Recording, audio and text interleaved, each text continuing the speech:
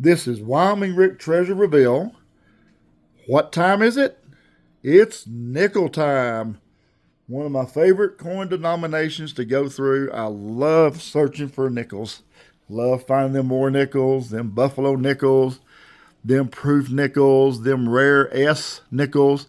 They even have buffalo nickels. How many's heard of those? And that's what I'm looking for as I go on this hunt.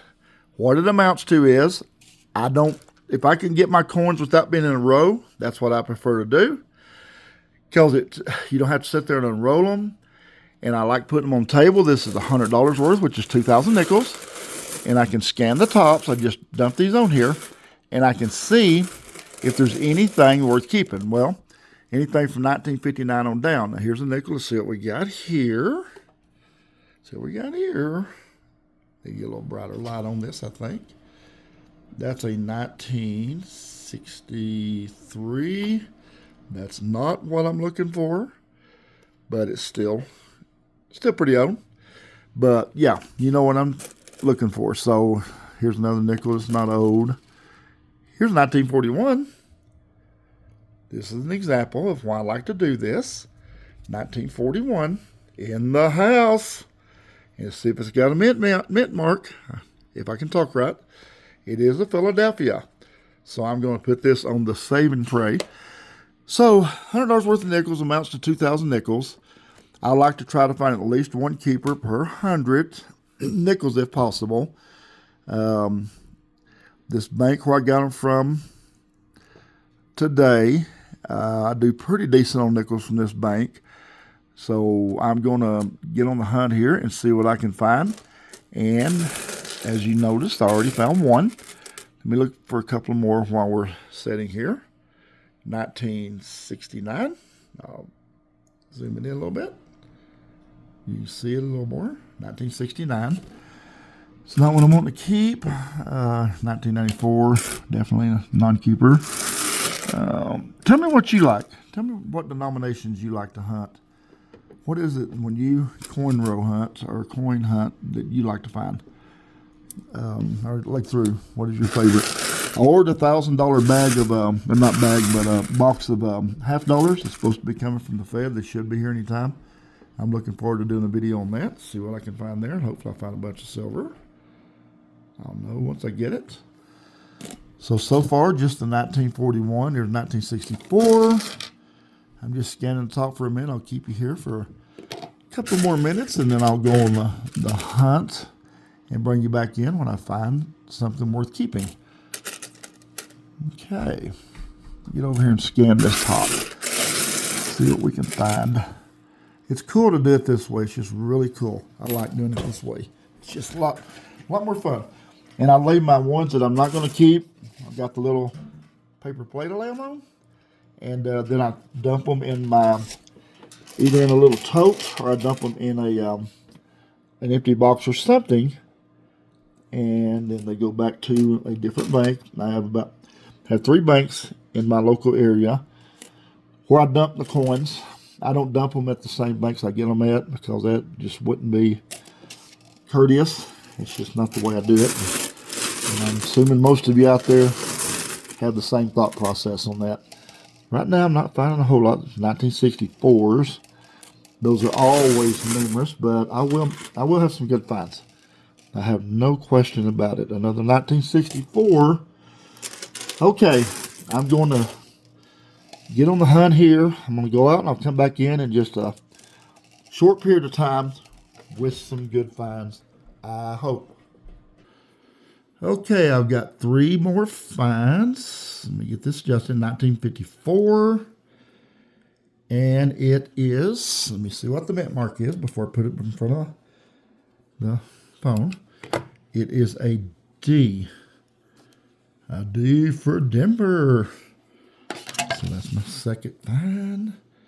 Here's a 1958 that I'm about to show you. And it's a D also. It's got some stuff on the back stuck to it. Ooh, I think it's somebody's nasty gum. Not really sure. But 1958. And I've got to clean that off. Don't want to do that with my fingers, but it is a D. Looks like gum is what it looks like. And let's see here, 1949, and it's got a mint mark. It is a D. So I'm getting a lot of D coins. Let me turn this over and show it to you. It's a 1949 D. Okay, I'm going to get back to the hunt and see what else I can find. I'm looking for those war nickels. So hopefully I can find at least 2 or 3, 4, 5, 6, 7, 8, 9, 10. Wishful thinking, I know. But wish me luck. I'll be right back. I'm going to see what else we can find.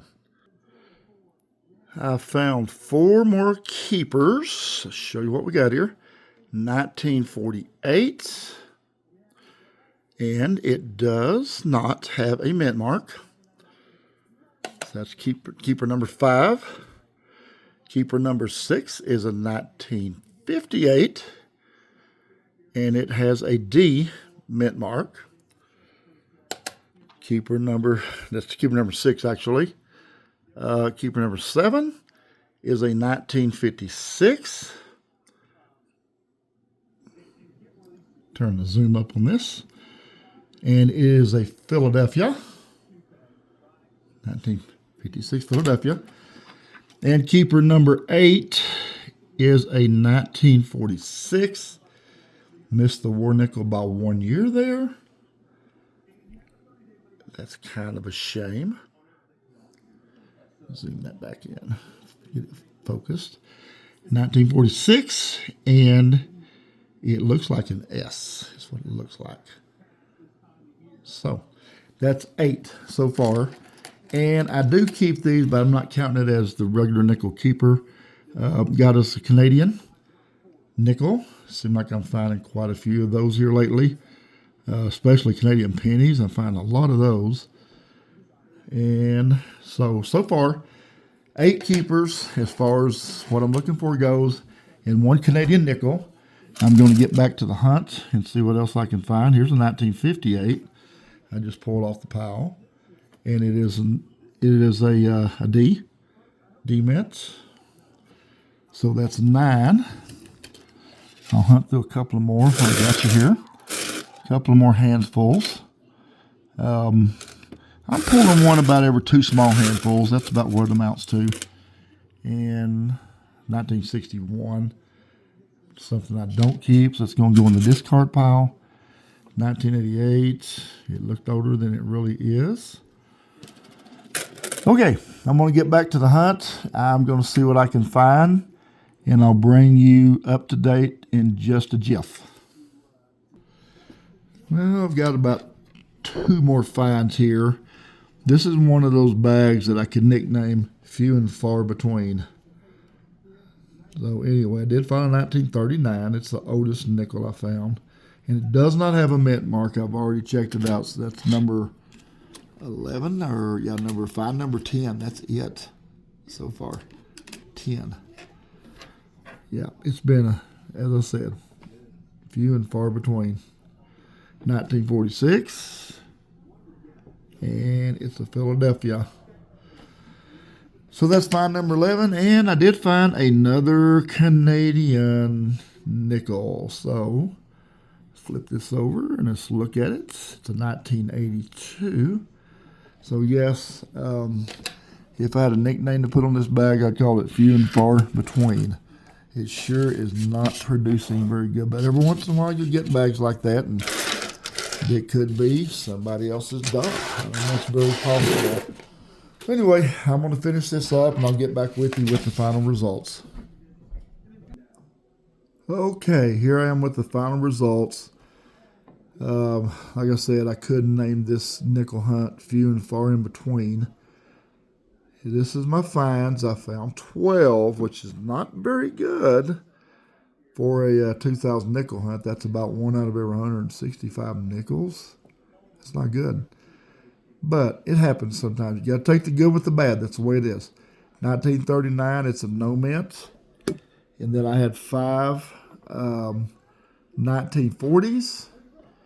And then 6 1950s, so a total of 12. And then the 2 Canadian coins. Found 2 of those, which I do keep the foreign coins. And 1986 and 1982. So that wraps it up for this nickel hunt. Hope you enjoyed the video. I'm pretty sure next nickel bag I get is going to be much better than this. They're usually not this bad. They're usually really good. I love nickel hunts. But all right, well, thank you for checking in with me on the video. I do appreciate likes and subscribes, and I'll keep trying to bring you as much content as I possibly can. Thank you. I hope you enjoyed. See you at the next video.